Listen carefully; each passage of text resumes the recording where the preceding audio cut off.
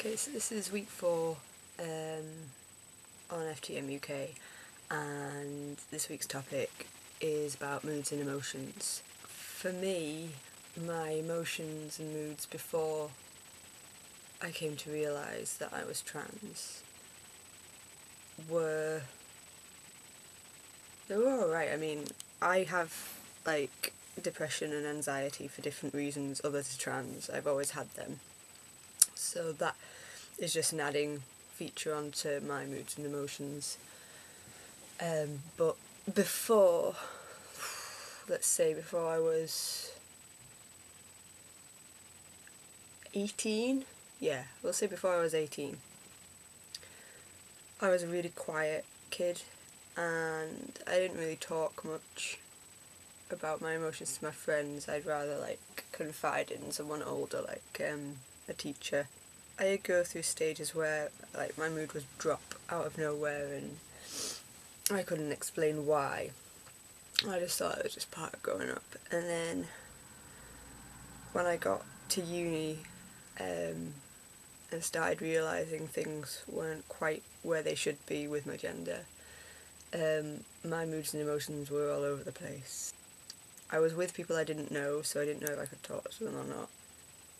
I hid quite a lot to myself. I still do. I just found it really hard to talk about stuff to people. I've opened up much more this year, but that's because I kind of was forced to, because of some circumstances that happened, but I just kept everything to myself. I told no one anything was wrong. I just carried on. But I'd go through stages of anger and frustration, and I'd get upset really easily over stupid little things, and I couldn't quite put my finger on why that was happening. And I suddenly came to the realisation that something wasn't quite right with my gender, and that kind of things started falling into place then. But then new moods and emotions started with how I felt. Because the first time I was realising what it was, I felt great. I thought that oh, everything's gonna be fine now. I know what I am. I know where I can go with stuff now. I know how to channel all these emotions. That wasn't the case. I got more and more frustrated with myself that I wasn't looking the way I should.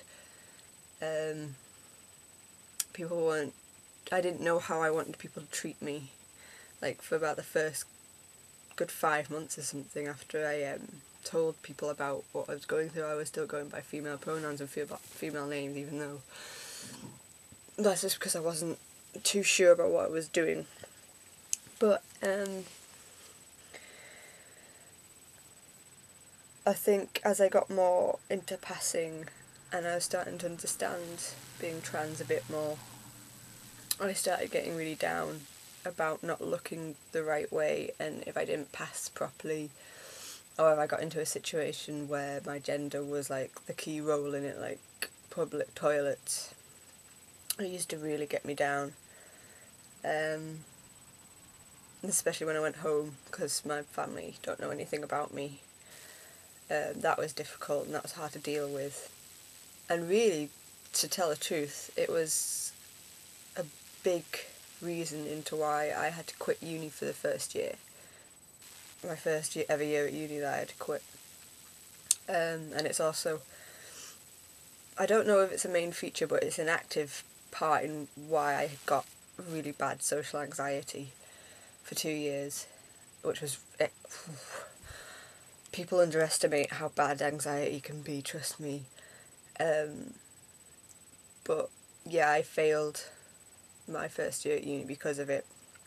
And then I thought I'd start at a new university in Liverpool because no one will know me and I can start afresh. But the same thing happened again. I just thought it was going to go away. And the same thing happened. I was just gender consumed every day, and it really got to me. And I just decided, right, this is getting too much to deal with on your own now. So I went and saw someone about it, which, if you are feeling that way, I think it's the hardest decision to make and the hardest step to do, but it's something that you need to do. But since then, I mean, my mood isn't stable, to say the least. I mean, I can be up one day and down the next. Even within a couple of hours, my mood can change. And it takes the tiniest thing to change it as well. But recently, I've been, well, I say recently, about 5 months ago, I was put on medications and stuff, and that's really helped with my confidence levels and my moods and stuff.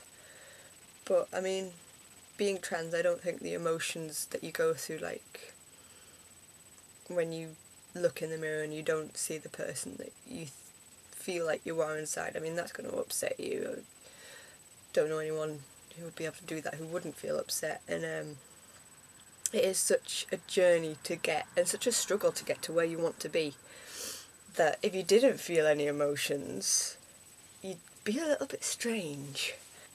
That's my moods and emotions, if it made any sense. Yeah.